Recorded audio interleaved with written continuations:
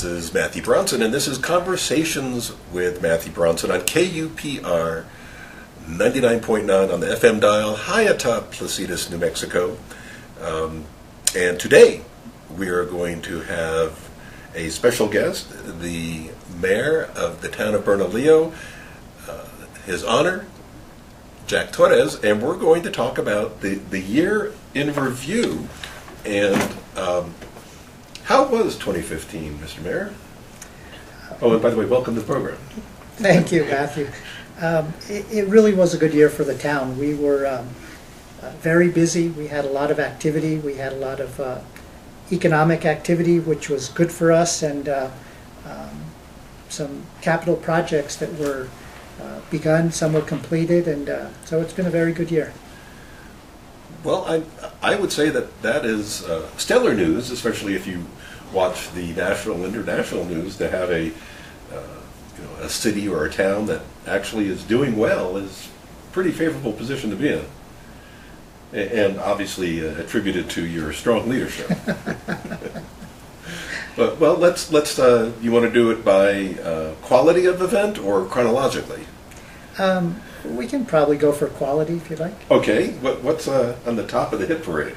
Well, I think, at least for me, probably our greatest success was we were able to purchase the Roosevelt Elementary campus.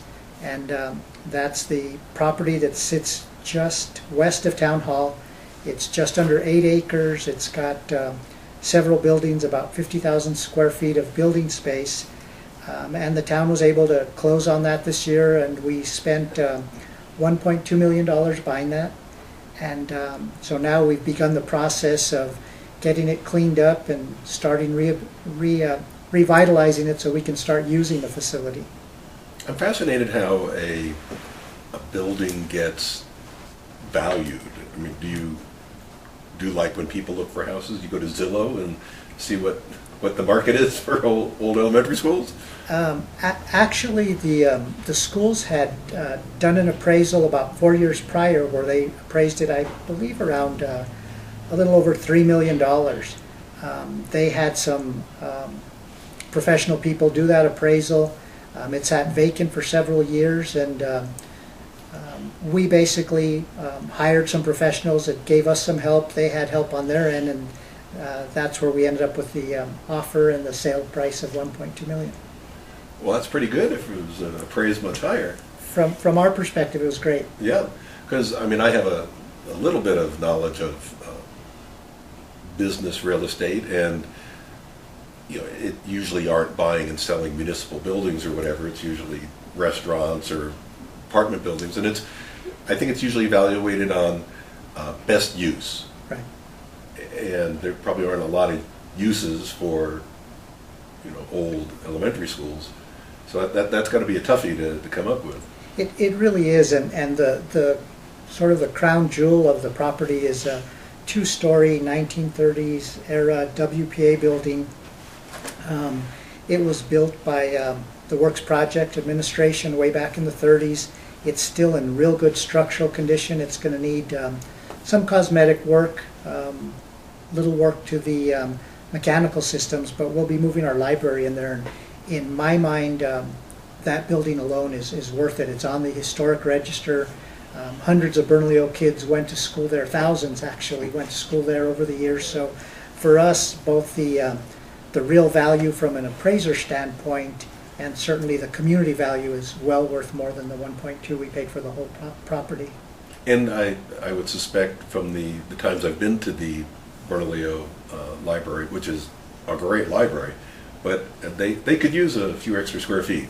Our librarian, if I can spit it out, our librarian has done a wonderful job. Kathy has really built that library up from a solid base, both in terms of collections and programs, and I know that she's quite anxious to get some additional space for both of those opportunities, so it'll be good for us. Yeah, she's a nice lady.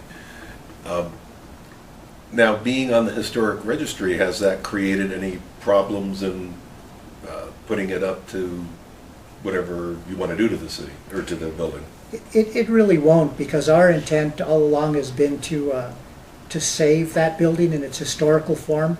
So our intent is simply to do what we need to get it up and running, but there's no desire to do any significant changes to the structure or appearance. It's just too beautiful a building. You're not putting in a underground indoor pool or a No, ice skating rink? no plans for either of those, Okay. Matthew. So what, other than expanding the current library, the other uses? What we'll be doing, the library is a commitment we made early on that we'll follow up on, and we have actually a state library bond money that'll help us get that up and running here pretty soon. And then our next phase after that, once we've gotten all the buildings cleaned up and safe for people, is we'll be starting tours of the facility and allowing individuals and groups to come take a look at it. And our intent is to get some professional help to plan the rest of the campus, because like I said, it's almost 8 acres, and what we'd like to do is put together a plan for use of the whole facility that makes sense in a sort of a middle range and long range plan, because the last thing we want to do is put money into the facility and then undo what we've spent money on. We do have 2 departments, our police department and fire department, that have staked a claim to some of the property for some of their uses. Our recreation department has its eyes on the gymnasium / multi-purpose room. That's a big space. And Gymbatorium, I think they used to call it. Is that what it is? Sounds great. So we've got a couple of uses identified in-house, but other than that, we're open. We've heard from a number of groups that are interested already, and we're planning to take input before we make any firm decisions on the rest of the campus. Well, it's a great location. It is. And it is a beautiful setting, and it's real convenient to City Hall. It is. Or Town Hall, I should It is. say. And that's one of the other, I mean, it's certainly a value to us from the community's historical standpoint, but just practically speaking, it just lends itself to multiple uses because it's the properties are contiguous, so it's a great site for us. And not that it is a requirement or a goal of a municipal building, but are there any revenue-generating opportunities for use of the building? There really are, and I think at this point we're just really more interested in hearing from the community in terms of what the real positive uses could be. If there is some revenue generated, that'll just be icing on the cake as far as I'm concerned, but it's really about community development first. Okay. And obviously it's in the town budget. It is. Super. All right, well that was the #1 hit for 2015. What came in second place? Tough to say, but I'd say high on our list is the governing body was able to add 1 additional policeman to our force and 1 additional fireman to our force. And those are just huge needs that we have. In addition to that, our police department has already started undergoing some organizational changes. So with this new person, it's going to allow our chief to make some strategic moves. And what he's already started is the development of training of detectives for each shift. It's something that we've been lacking in and has been a gap that's been a concern for the chief and myself both. And in our fire department, it also lends a little bit more flexibility. Our fire department is staffed by only 6 full-time firefighters. We're blessed that we have a volunteer force that keeps us afloat, and so there's definitely a need to build that. But again, my belief is that we go forward conservatively, so we've got 1 for this year. We're applying for a grant for additional firemen. We'll see where that goes, but if not, our goal is each year to continue to build that up to a stronger level. You know, since everyone is concerned about fiscal responsibility, was there or has there ever been conversations with an adjoining community to share their fire and rescue people? Not to this point, and I think the biggest concern is for all of us, everybody that pays for homeowners fire insurance, the big thing is our ISO rating, Okay.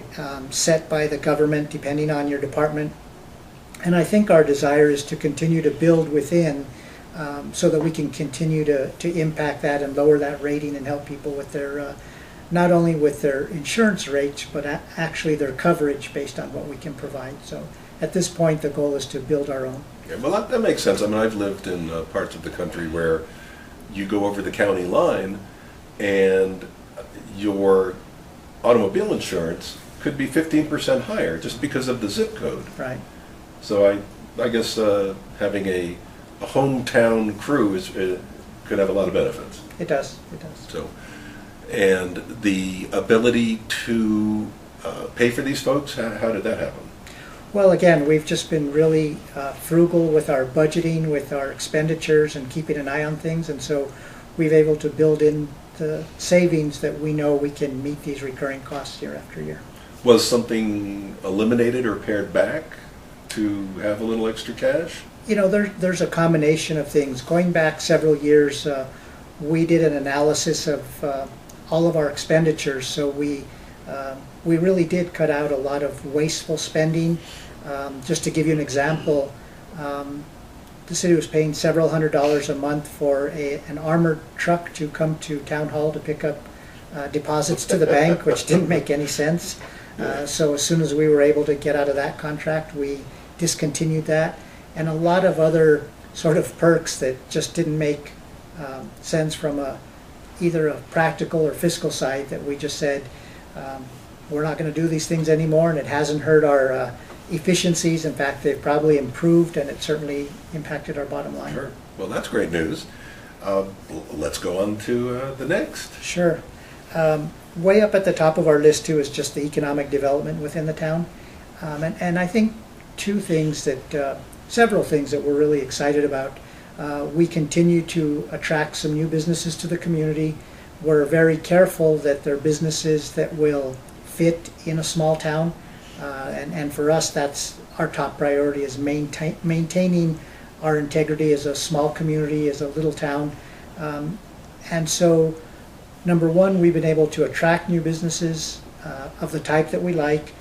Number two, for probably the first time in a long time, we've seen real diversification. So a lot of people say, oh, Bernalillo, you have a lot of fast food places and you have a lot of gas stations, and we do.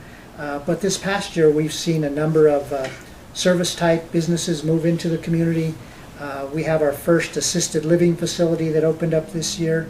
So again, a number of businesses like Goodwill Industries, which has the retail side, but one of the most exciting things about Goodwill is they do workforce training out of that site. And so I think the sort of my perception of Goodwill as being the place where you could get secondhand stuff is there, but a big part of their business is really their workforce training. They have a professional job developer that works out of the Bernalillo office.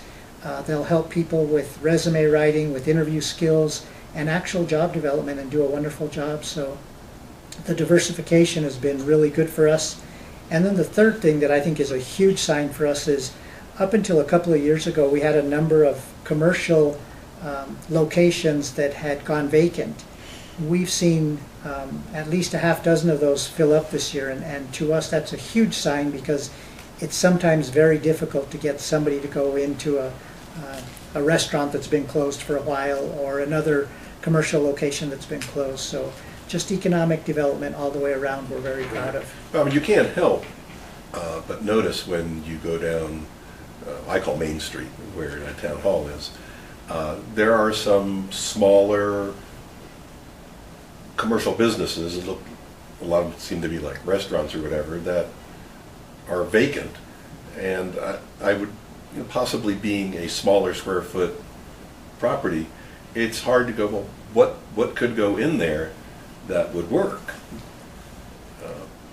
But there seems to be a strong sense of entrepreneurship in Bernalillo. We really definitely have seen an upsurge in the last year. And again, there are definitely challenges. You're right, we call it Main Street as well, Camino del Pueblo, or 313. And part of the challenge for them is, it's that typical shift that you see across the country, where that was the economic core for decades. And then when 550 really started exploding, there were challenges for businesses along Camino del Pueblo. And so we're trying to work with property owners, business owners, and do whatever we can to give them support and see how we can help keep that as a vibrant core of our community as well as 550. Yeah. Are the businesses that are in Bernalillo now, are most of them multi-year? They've gotten over that first year or two of, are we going to make it? And, you know, that impacts the tax base or whatever. Is that stable? You know, I think we have a strong percentage of businesses that have been around, but this year in particular, we added a number of businesses. Most of the new businesses in Bernalillo are new in terms of location, but they're not business startups, so to speak. Right. So I think we would consider them ongoing businesses rather than the new. But there are several brand new startup 2015 businesses that you know, we hope we'll keep seeing for years to come. Sure. And how does that work? Is there an economic development council or someone who says, you know, we really need a I don't know, a horse grooming business or something, you know, a bicycle store? Do they sit around and figure, here's the balance that we need in our community, and so we're going to go put out an RFI or something to attract a bicycle store? You know, we don't do anything in terms of that formal an approach, but we essentially have an informal approach to that, so that if we hear from the community, if we hear from people a real strong need, we'll get out word to economic developers, brokers, that sort of people, letting them know here's a potential opportunity within the community. So it's not done in terms of a formal RFI or anything like that, but it's certainly part of our job is to get word out to people who know people that might bring the right people into Bernalillo. I know people. As far as the population, because you know the town is kind of landlocked by other communities, is there the opportunity to grow the population, or no one wants to, or it's good where it's at? Well, yes. Yes. I think depending on, you know, there's people with all of those perspectives, and there certainly is an opportunity in terms of land base for some growth. Don't expect it to be exponential. Sure. There's a subdivision that was approved this year that's at the south end of Sheriff Posse Road on the west side of Bernalillo that has, I believe, about 160 lots. Okay. So when they build out, that's going to be a few people. That'll add to our base without a doubt. We're not aggressively seeking new residents. We're not discouraging new development, and that's probably one of a few large parcels left in Bernalillo, but there's certainly lots of opportunity for infill. I mean, there's lots spread out throughout Bernalillo that if someone wanted to purchase a lot and build a home, that opportunity exists. But it's not a high priority for us to hit 10,000 people or 15,000 people. Right. It's I think we're looking at it from a more organic standpoint, that if the right developer comes in with the right project, we'll do what we can to support that. Well, and speaking of, you know, the local population and real estate, is there housing within Bernalillo to accommodate the people who work in Bernalillo? You know, something that's within their economic guidelines. You know, it's one of the accomplishments we had this year as well is we had a comprehensive housing analysis plan done for the town, and it basically reinforced what a lot of us who live in the community already know.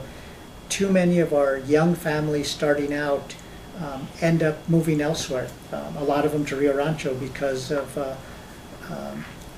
more affordable housing out there. And so there is a concern, there is a need for that. And the challenge there is, you know, that commodity is market driven, so there is some housing available, it's limited, and so it's certainly a challenge that's still in front of us, but it's a difficult one to overcome, because again, if you only have random infill lots, that doesn't give you a lot of opportunity to do anything in terms of attracting those young families. So it's a concern for us, and I don't have a solution for that. I guess, if everything is kind of R1, one residence per lot, it's hard to put up a multi-residence dwelling. Right. Can't really do a lot with, a quarter of an acre. We did, and we agree with you. And one of the things we did see this year is we saw a private developer build, he started off with 4 units of apartments. Those filled up so quickly, he had some property left that he was going to develop commercially. He decided to build 2 more units on there, and so he's filled a niche for apartment dwelling for the moment, but again, it was filled up quickly.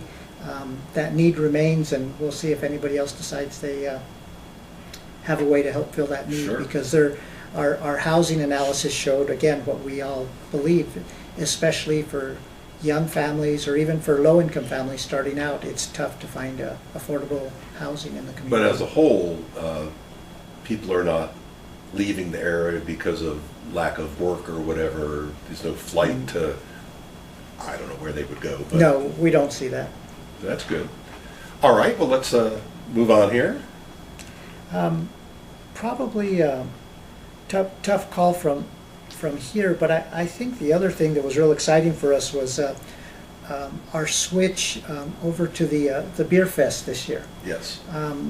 We were happy with the results. It was a learning experience. We didn't make the profits we had hoped, but we think it was a valuable exercise. We think it's good for the community, and our expectation is it'll continue into the future. It was people enjoyed it. People behaved incredibly well. So again, we saw it as a positive for the community overall.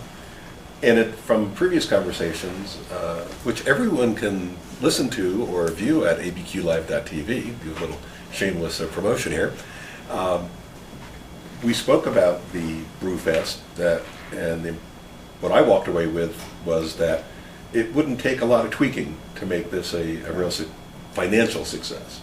That's our belief. We really think we can do much better. And again, it was difficult to decide whether to consider it year 27 of the Wine Festival or year 1 of the Beer Fest, and we found out quickly that it had to be year 1 of the Beer Fest. Some things carried over, but there were a lot of differences to it that we certainly learned from this year. Right. And recently an established restaurateur has opened up what I call like a brew pub on Main Street, and doing well for 2 weeks at least. Right. But people are like really into beer. We've certainly we have one brewery in Bernalillo. Cactus has a really cool site off of Hill Road.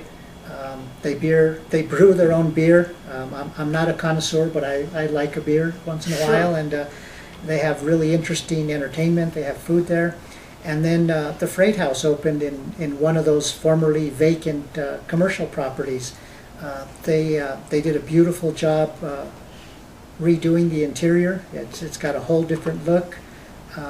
I've had the good fortune of sampling the food there, and I thought it was delicious, and people I was with, everyone enjoyed what they had. And again, having Matt DeGregory reinvest in Bernalillo one more time, we take as a real compliment. Because again, it's his livelihood. He's putting himself on the line in multiple ways, and the fact that he would, again, put his dollars in Bernalillo when he clearly has the option to place them in Albuquerque, Santa Fe, or probably any place else he wants, we took that as a very positive sign, and we really think it can have a strong impact in terms of other people looking at Bernalillo as a viable place for a business. And the fact that he would open a second one in a community of 8,300 speaks volumes, and we understand and we appreciate that we serve as a hub for the region. We know that businesses in Bernalillo survive not only on Bernalillo business, but on people from Placitas, people from the Pueblos, people from Rio Rancho, and we appreciate that and are happy for that. But again, we tip our hat to Matt and thank him for having the confidence in the community to put his money in it. Right. And I think something I didn't realize till recently about Bernalillo, because I don't know, a few weeks ago we took a 7 or 8 day tour of the southeast of New Mexico to see all the towns you see on the weather map, Ruidoso, Alamogordo, all that. And, they're small towns, but, and going through as a tourist and going to all the touristy places and restaurants to eat, something that I think, at least from our brief unscientific study, that Bernalillo is very easy to park in. Oh, good. The new brew house that has a great parking lot there. City Hall has plenty of parking. The library has plenty of parking. Any of the businesses that we want to patronize, we're not parking 5 blocks away. So, just a minor observation. Thanks. Let's press on here. Sure. We have 4 minutes left. All right. A topic near and dear to my heart again is just the finances in the town, and we're very proud that we are living within our means. We're careful and conservative in our approach to the town's finances, and probably the most specific issue that's a huge thing for the town is that we're finally getting our books in order, just to sort of put it in general terms. And it's taken us several years in working with the state auditor's office and the State Department of Tax and Revenue, and so we've gotten all their approvals to move forward. We have an outside auditing firm that's making the necessary adjustment recommendations moving forward, and that'll place our books in a very positive light in terms of people being able to get real accurate information, which they haven't been able to for quite some time. And again, some people's eyes glaze over, but it's huge for us in just so many different ways. First of all, so that anybody who looks at our books gets a clear picture of the finances of the town, but it also sets us up to be eligible for a number of grants that we've been unable to apply for before today. So once that is all done, documented, approved by the state, our applications will be going out in multiple directions to try to get some more resources for the community. That's reason enough, other than it's the right thing to do. Right. So, well, you want to just rattle off a few more here before we run out of time, or? Sure, Matt. There's several that are sort of little projects, and individually they don't sound like much, but I think they just all add up. Our crews are putting the finishing touches on a toddler's playground equipment at Rotary Park. We've had requests from a number of people with little ones that they need something that's more age appropriate. I saw them yesterday, and we were just about done with that, so that'll be up and running soon. We'll be doing the same thing at Athena Park a little bit later in 2016. We also finished the landscaping project at Exit 240. We think it's a nice way to come into Bernalillo or to exit. It looks really good, and we're real proud of that. And then just some other little things that we've done in our buildings. We've added LED lighting throughout several of our buildings, and so again, it makes things more efficient and better for our staff and our community. What types of improvements did you make to those parks? So in the parks, essentially, we've added more equipment to them for people to use, playground equipment. Athena Park is getting a number of trees that were donated to the town, and so again, just little odds and ends to make things better for people to be able to use the parks. Well, one thing I picked up on when we first started touring through Bernalillo, I don't know the street name, but I call it Back Street. It's the one on the backside of City Hall that connects over to 550. As you go down there, periodically, I don't know if it's every 100 feet, 150 feet, there's a piece of exercise equipment. It's like, how unusual. Who was the, I guess, the genius who thought of that? Actually, the street is Don Tomas, and back in the days of federal projects, the town got a grant to improve that street, and they put the walking path on the east side and added the exercise equipment. So I wish I could take credit for it, but it was before my time, and it's a nice thing. There's equipment all along that, and people really use the path and the equipment both. And is that something that was just in vogue at that time, or is this somewhat unique to Bernalillo? You know, I'm not sure. I'm really not sure. I agree, it's a really nice thing, but it is. So, all right, well, enough about my interests.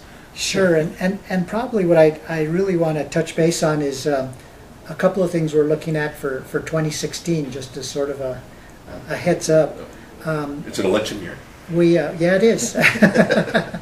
I'll let you push that one. All right. We're keeping a close eye on our Department of Transportation. They're talking about a Phase 2 project along 550, basically starting at 313 or Camino del Pueblo and running all the way west to 528. Okay.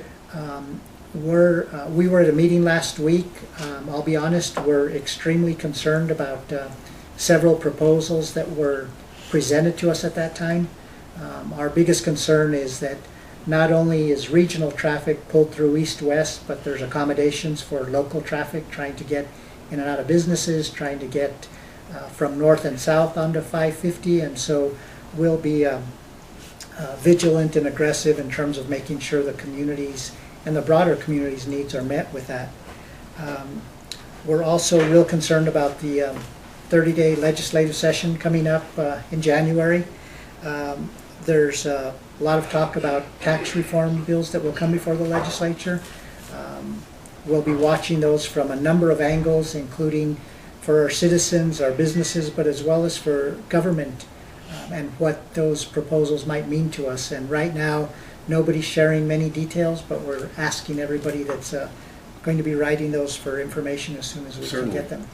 And then probably the other thing that we're real concerned about is, and we've talked to our legislators, is the whole issue of storefront loans in New Mexico. Right now they're completely unregulated. UNM law professor has found interest rates as high as 1,000%. Believe it or not. It's incomprehensible. It is. There's 8 of them in Bernalillo. And I hate to use this adjective, but currently it may be our leading economic sector. Some of them are side by side. They prey after people that are not well educated in finance, typically, people who have strong economic needs. And so again, our concern is that our legislature really needs to step up like about 20 other states and institute some interest caps, because an unregulated industry is just decimating the population, and there's research after research, and just common sense tells you that if you're borrowing at 100%, much less 1,000%, you're going to be in a world of hurt in a hurry. Yeah, that usually results in cement overshoes or broken kneecaps or something. It's not a good situation.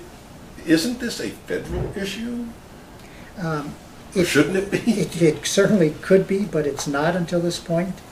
I've started to research and learn more, and an article I recently read that I need to verify is that a number of the quote-unquote leading financial institutions across the country are the actual owners of most of these storefront lenders.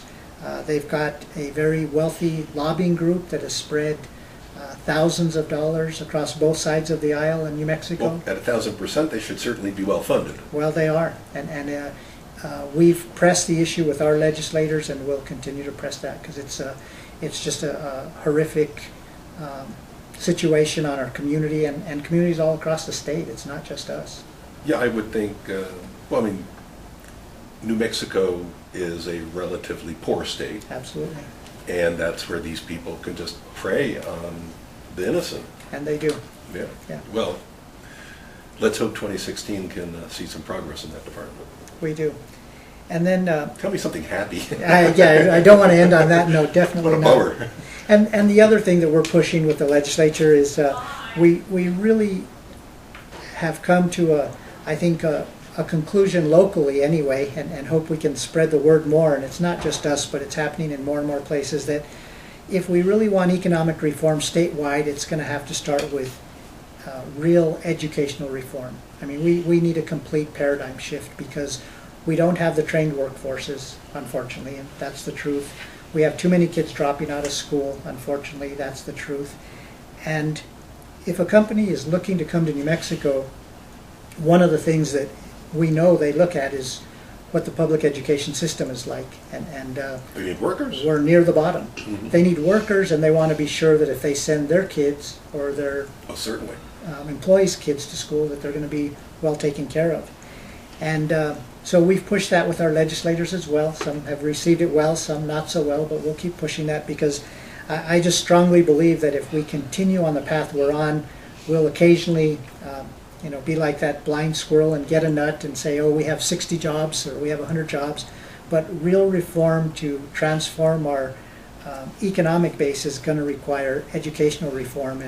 And I think the bright side of that whole story, I'm trying to get to the bright side, is that we have the resources here that can reform the educational system. We have the expertise, we have the knowledge. It's just a matter of, number one, admitting that we need to make that change, and number two, being willing to spend some money. That permanent fund needs to go to early childhood education. Again, if you look at the research, that's where you get the most bang for your buck, and that's where you have to start. And so we're going to push that with our legislators as well. Yeah, well, I mean, it's not a quick hit, and often politics likes quick hits, like Wall Street. You know, everything is every 90 days. What's your quarterly report going to be? So yeah, it's something that takes a plan, and it's a long-term plan. And it's Right. something that the Asian cultures seem to do a little bit better than us. They think in 10, 20, 30 years. They don't think 6 months. Right. And I think on the other side of it, I want to be sure to invite everybody to our nighttime Christmas parade on this first Saturday of December the 5th. It starts at 6 o'clock, right near the Freight House. Okay. We'll be going south on Camino del Pueblo. If anyone would like to join in with a float or a truck or anything else, contact us at City Hall. We'll get you the details. And if not, come out with hundreds of other people and enjoy the parade. It's always a good time. And I know some people who are interested, and it was good that when we spoke about this before, excuse me, you don't have to be a citizen of Bernalillo. You just have to be able and willing to get your float and your permit and have a good time. That's right. And everybody, I think the coolest thing about it is it's a small town parade. It's not super flashy or produced by anybody. No, definitely not. But it's a lot of fun. And everybody has a really good time. Both people in the parade, people lining the street, and they do year after year. Just go out and have a good time. And at the end of the parade, whoever wants to can join us at Rotary Park. We have a bonfire. We have homemade bizcochitos and cider. And Sign me up. Come and join us. They're delicious. And people, again, just have And a there's no good time. calories in them. I won't comment on that. I No do fat, not no recall. calories? I think I saw one Weight Watchers. Well, great. It certainly was a great year. It has been. And I think we can. I know your modesty will prevent you from agreeing with this, but I think a lot of it has to do with the leadership that you've had, as well as everyone associated with the town. So Thanks. we want to thank everyone for making it a nicer place to live. Well, thank you. Yeah. And this is the first year that we've been doing this on KUPR. It's our first year, and you've been an integral part of joining us monthly for an update. So personally, I want to thank you for helping make Conversations a success, and we'll see you next year. Thanks, Matt. Hopefully we'll see you at the parade. Absolutely. Biscochinos. So again, this is and has been, and hopefully will be next year, Conversations with Matthew Bronson on KUPR 99.9 FM here in Placitas, New Mexico, and of course serving the communities around us, Bernalillo and such. So until next time, thank you.